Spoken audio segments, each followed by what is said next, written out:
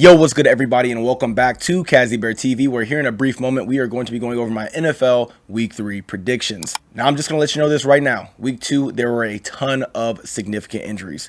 Please make sure when you're making your picks, whether it's for fantasy football or sports betting or whatever, you're monitoring that very closely, because I can't cover all the injuries in this video because that'll just take a little bit too much time and I don't want to have a 25-30 minute video. So just make sure that you're keeping up with your team and those injuries, because like I said, there are a lot. Now, as for week 2, I finished with a record of 11-5 when it comes to my picks. Current record overall is 20-12. Now, it's not a terrible record, but for me personally, I kind of hold myself to a higher standard. I would like to finish each week with at least calling 12 games correctly, if not more than that. So hopefully for week 3, I can get within that range. Now for week 3, there are a good chunk of solid matchups, but like I said, there are a lot of key injuries, so I don't want to waste too much time on this intro. Before we get to that, this video is presented by Chessco Sports, your one-stop shop for sports betting content. Make sure you guys head on over there and give them a like and a follow. The link is in the description below. And with all that being said, let's get to my week 3 predictions. I gotta build a better version of myself, and that's on baby.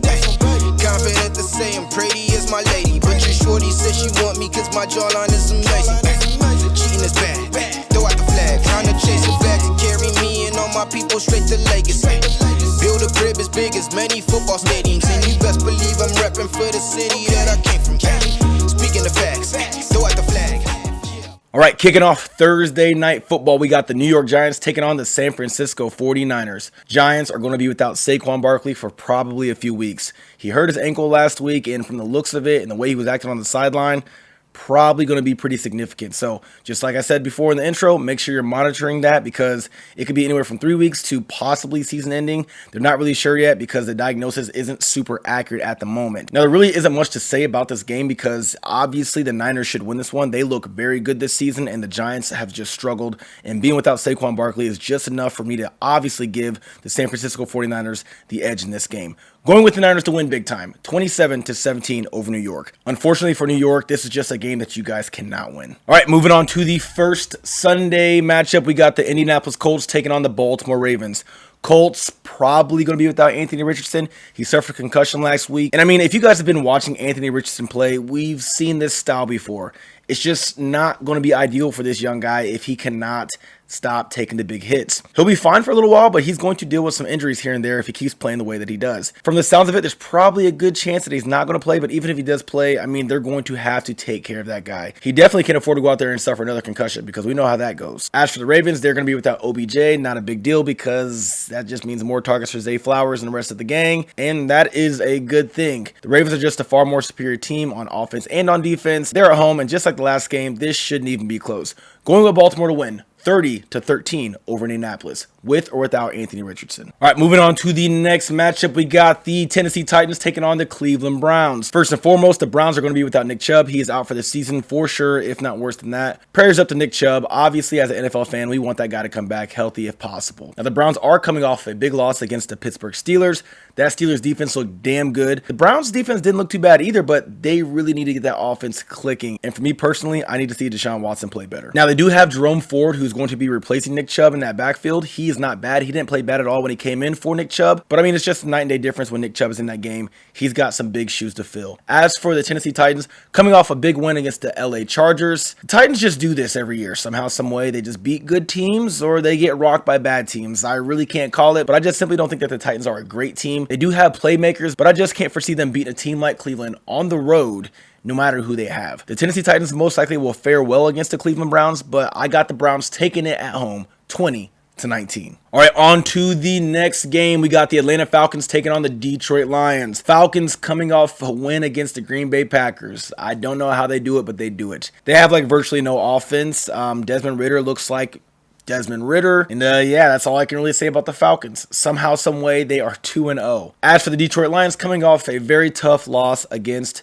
the Seattle Seahawks, they obviously should have won that game. They suffered a couple significant injuries. Both of their running backs, Jahmyr Gibbs and David Montgomery, suffered injuries. David Montgomery's probably going to be out for some significant time. I'm not really sure about Jahmyr Gibbs. He did hurt himself. He may play, he may not, but no more than a week, if that, from what I've researched. And on that defense, they are going to be without Chauncey Gardner-Johnson, which is a huge hit. I could see the Atlanta Falcons taking advantage of this if they were more aggressive on offense, but we all know that the Falcons don't use their playmakers. Kyle Pitts is non-existent. Bijan Robinson will have a highlight or two, and that's about it. And Drake London will continue to just not get the targets that he deserves. Although I do believe that this game is going to be a toss-up, I think that the Detroit Lions at home, even without Chauncey Gardner-Johnson, will still be able to play well against that Atlanta Falcons offense and get enough stops to win this game. Not really sure how to call the score in this game. Like I said, the Detroit Lions are going to be without their entire backfield pretty much, but they still have a very stellar receiving core, and if Jared Goff plays his best game, they should be able to put this one away. Regardless, the Lions have the better quarterback play. The Atlanta Falcons have the better offensive weapons. But like I said, they just don't use them the right way. So going with Detroit to win this one at home, 24-21 over Atlanta. All right, and on to the next matchup. We have the New Orleans Saints taking on the Green Bay Packers. I've apparently been very wrong when it comes to the New Orleans Saints.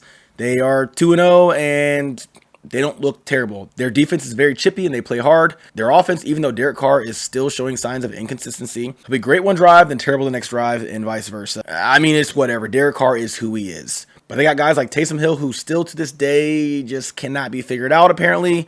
Obviously, every week, put your best dollar on Chris Olave because he's going to do what he does. Jamal Williams did get injured that last game. I'm not really sure what the diagnosis is, but I mean, whether they have him or not, they should be okay because they got guys like Taysom Hill who apparently just is very good at football.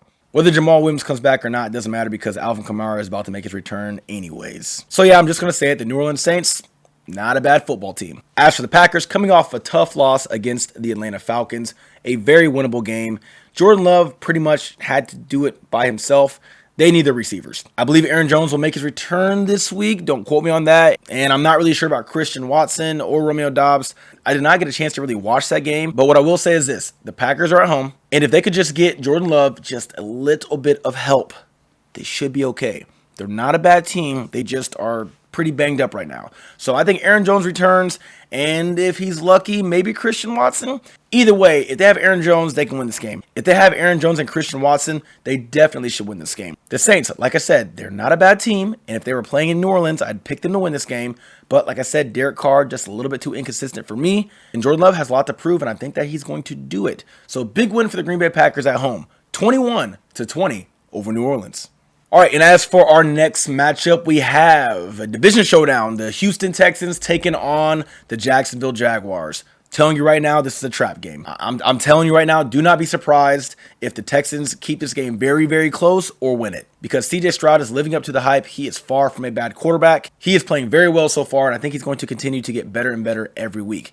This is a huge game for CJ Stroud. And I think that the Jacksonville Jaguars, despite being at home, are going to just show up and kind of go through the motions and expect to win this game, and they're going to get shell-shocked. They have the Texans being 9.5-point underdogs at the time of this video, and I 100% think that they're going to cover that spread. I personally am going to stay very far away from this game because, like I said, I think the Texans are going to play extremely well. It would be nice to see the Texans pull off this upset, and I hope they do. But I'm going to go with the Jacksonville Jaguars to win 26-21. I mean, anyone with eyes can see that they just have a very good team. All right, moving on to the next game. We got the Denver Broncos hitting the road, taking on the Miami Dolphins. I mean, there's just not really much to say about this game. The Broncos, despite starting off 0-2, they will have their day eventually, but it's not going to come against a team like the Miami Dolphins because the Broncos are going to have to score over 20 points to beat a team like the Miami Dolphins because the Miami Dolphins are going to score over 20 points probably every week for the remainder of the season. The Denver Broncos simply do not have an offense, and the Miami Dolphins have a very good one. Despite having Patrick Surtain, who's probably going to have to go back and forth covering Tyreek Hill and Jalen Waddle, it just doesn't matter. I mean, simply put, this just isn't a game that we need to take too much time talking about. Got the Dolphins winning 28-10 over the Broncos. All right, on to the next game. We got the LA Chargers taking on the Minnesota Vikings. I hate this game. Both teams are 0-2. Both teams have playmakers on offense. Both teams have the potential to put up a lot of points because both teams' defenses play very bad. I mean, almost every week for I don't know how many years, the Chargers put up a massive amount of points and still from time to time find ways to lose. And as for the Vikings, they have pretty much no defense. They are truly a one-man army, and that's no disrespect to Kirk Cousins or Jordan Addison, but if Justin Jefferson can't put up 150 plus yards a game, they're just not going to be put in a position to win. Kirk Cousins has started the season off very well, but they just can't get into the end zone. I don't know how many more games in a row we're going to see Kirk Cousins play at the level that he's playing at, but at some point, something's got to give. I don't wish that on him. I want him to continue to play great, but it's just not how the game goes. Every quarterback, unfortunately, they just have bad games. I think Justin Jefferson will do fine, probably anywhere between 100 and 130 yards receiving. Kirk Cousins is going to get pressured a lot, probably a few sacks. And the Vikings should honestly probably put up a decent amount of points because, like I said, the Chargers defense, they allow a lot of points. And as for the Chargers, I mean, starting off 0-2 as well. God, this is just such a tough game to call. I don't really know. If Austin Eckler comes back, they just need to protect the ball. Protect the ball. Do what you do. You should win. Going with the Chargers to win 27-25 over the Vikings. Alrighty, on to the next game. We got the New England Patriots taking on the New York Jets. Now, even at home, they have the Jets being 2-point underdogs. And despite both teams starting off 0-2, the Patriots, I would say, look a little bit better than the Jets. They're not as flashy, but I can definitely say that they have the better quarterback play as of right now. And their defenses, I think they're both in the same realm of talent. Personally, I think that the New York Jets defense is a little bit overhyped. Like, yeah, I understand that they got guys like Sauce Gardner and all that good stuff, but like, dude, I mean, you got a good defense. We get it. But let's just pump the brakes for a second. This is a very winnable game by either team. And honestly, I'm going to go with the Patriots to take this one 19-14 because I don't know, man. I'm kind of rocking with Mac Jones this year. Like he has just stepped up to the plate and he's played some really good teams and he has not looked bad doing so. One of those teams being against my Philadelphia Eagles. So, I mean, you got Belichick there who he's going to do what he does. And, Mac Jones, as long as he plays decent, I'm talking like, 200, 220 yards passing, no interceptions, a touchdown, probably going to be okay. Just don't turn the ball over. So yeah, taking New England 19-14 over the Jets. All right, on to the next matchup. We got the Buffalo Bills taking on the Washington Commanders. Buffalo 1-1, Commanders 2-0. Who's going to win this game? Despite being at home, I'm going to put my best dollar on the team that everybody, for some strange reason, is counting out because they got off to a bad start. And that is the Buffalo Bills. The Buffalo Bills should and will 100% win this game. And this is no disrespect to the Commanders. Like, I like what they're doing there. I personally, even though they're in my division, I'm a big Terry McLaurin guy. I also like Brian Robinson in that backfield. Can't really say much about Sam Howell, but I will say that the Commanders defense also is not that bad. All in all, they just have no answer for Stephon Diggs. He can and will single-handedly probably win this game for the Bills. I mean, honestly, as long as Josh Allen doesn't turn the ball over more than one time, I'll give him one. This should be a pretty comfortable win for the Bills. So yeah, going with Buffalo to win 30-20 over the Commanders. All right, moving on to the first of the afternoon games. We got the Carolina Panthers taking on the Seattle Seahawks. I can't put into words how just done I am with Bryce Young and the Carolina Panthers. I took them to win week 1, and I took them to win week 2. I'll be damned if I take them to win another game probably this season. Bryce Young looks bad. I don't care about how they don't really have an offensive line. I don't care about the fact that they don't have a lot of weapons on the outside. His decision-making when he does have time or when he does extend the play is just atrocious. It's terrible. I watched every snap of their last game, and I'm just like, Bryce, like, he's just got a lot of work to do. And I'm actually surprised to say that because I was high on him when he came into the league. And I've been dead wrong. Their defense will probably get a stop. I can see a Geno Smith turnover that results in a touchdown, and that's about it for the Carolina Panthers. The Seattle Seahawks should destroy them. Going with Seattle to win 34-10 over the Panthers. All right, moving on to the next game. We got the Dallas Cowboys with another easy one taking on the Arizona Cardinals. I'm just going to straight up say it. The Cowboys are past due a very well-played offensive game, so expect a lot of points to be scored. Their defense is going to continue to thrive. The Arizona Cardinals simply do not have a chance, and they're not going to have an answer for the Dallas Cowboys team. Dallas is favored by 12.5 points, and I am 100% going to take them to cover that spread. This game, honestly, should be another blowout, just like the New York Giants game in week 1. But somehow, someway, Arizona will find a way to put points on the board, but it's not going to be close to enough. Again, should be a blowout, but I'm taking Dallas to win this one. 28-13 over the Cardinals. All right, moving on to the next game. We got the Chicago Bears taking on the Kansas City Chiefs. And yeah, this is going to be the one. The upset of the week. Huge trap game. Chicago Bears are going to show up to Arrowhead, and they are going to put it to the Kansas City Chiefs. And I would put my life savings on it if I was a complete moron. Chiefs win 31-9 over the Bears. You got me fucked up. All right, moving on to Sunday Night Football. We got the Pittsburgh Steelers coming off a big win against the Browns, taking on the Las Vegas Raiders.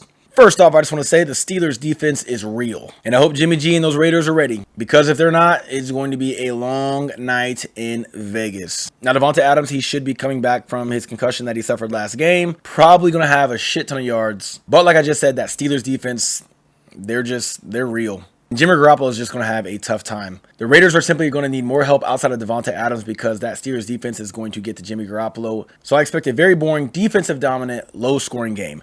Going with the Steelers to win on the road, 16-10 over the Raiders.